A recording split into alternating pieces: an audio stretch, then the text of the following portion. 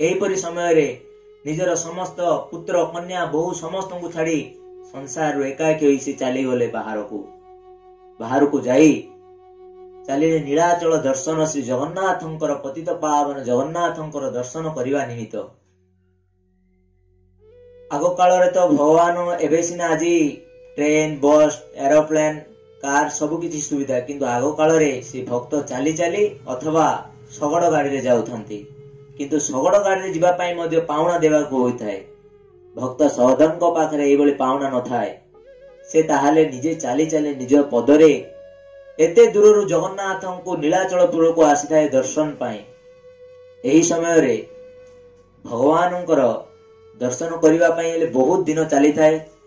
एकदा गोटे ग्राम रे रात्रि हो जाए था। संध्या समय प्राप्ति हेला परे से विश्राम नेबा पई रात्रि समयटी एक गृहस्थ भक्त गृहस्थ को घर को जाई थांती। सेही समय रे गृहस्थ लोक स्त्री जने थांती तांको घरे कहंती हे साधु महर्षि आ तुमे रही पारिबो आजिरो रात्रि दिनटा तुमे रही सकाळु को आउथरे जीव तुम मार्ग रे। एहा कहबा परे सदन मध्ये निजे खुशी रे निजे आनंदर सहित रही थांती। एही समय रे रात्रि भोजन कराइले से सुंदर भाव रे से स्त्री रात्रि भोजन तांको देले। भगवान को प्रसाद लगैला बोली तांको निज हस्त रे निजे रोषेई करि देले। ता सहित मध्य जेतेबेले सोइबा पई गले सुंदर भाव रे सजा सब रखी तांको छाड़ देले। ठीक जेतेबेले 12टा घंटे समय सेही समय रे से नारी कामातुर होई निजर पति थाई मध्य से नारी आसी सदन को कबाट ठकठक करुथाए। जेतेबेले सदन को कबाट ठकठक करे सेही समय रे सदन कहले किए तुमी? सेही समय रे से नारी कहे मु एई घरर मालिकाणी नारी कहूची। कोन हला रात्रि अधरे कहिकी कबाट ठकठक? ना मु चाहूची। कोन चाहूच? ना मु तुमरो संग चाहूची आ तुमे मो सहित रहिबा पाई मु बहुत आसक्ति होची। तुमे आसीबा को पड़िबो कबाट खोलो। किंतु बाध्य होई सदन भगवान को कहले हे प्रभु मते एई की विपद देलो मुंडरे ए नारी को आज रात्रि रे रहिली बोली मते एई बोली दोषा। हे प्रभु एई कष्ट दियंतु नाही।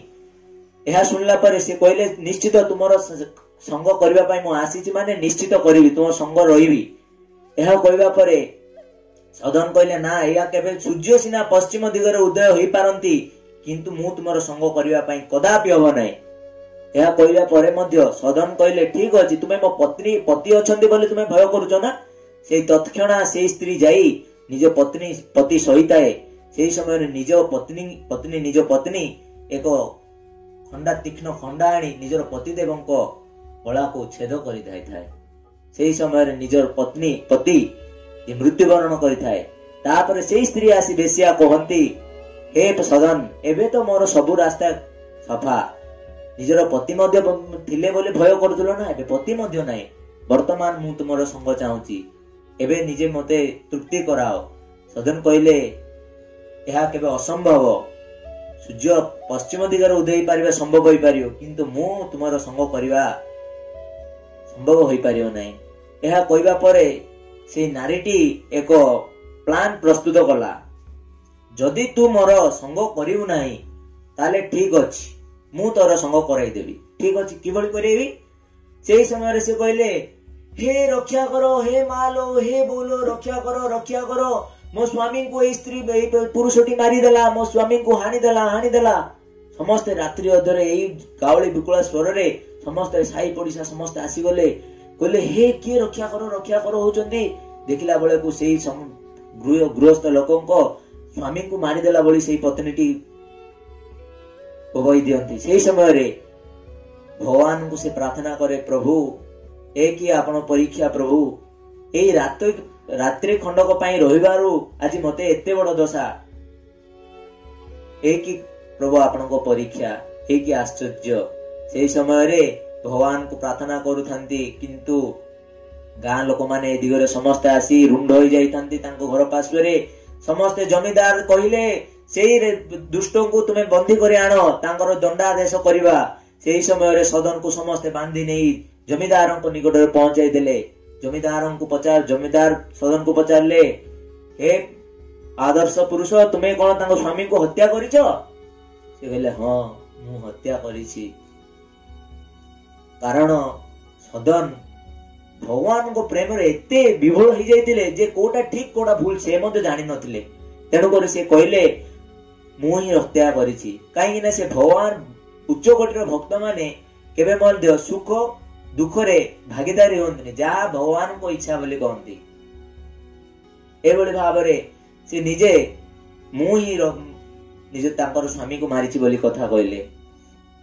एही समय रे से कहले, तुमे जदि मारिछ आकु कौन, किंतु जमीदार जानी पारंती जे जेभली चोर जणे चोरी करिछि तेबे तार मन भय रहिबो, किंतु ये निर्भयर सह कहूछि जे मु मारिछि, एहा केबे संभव होई परिबो?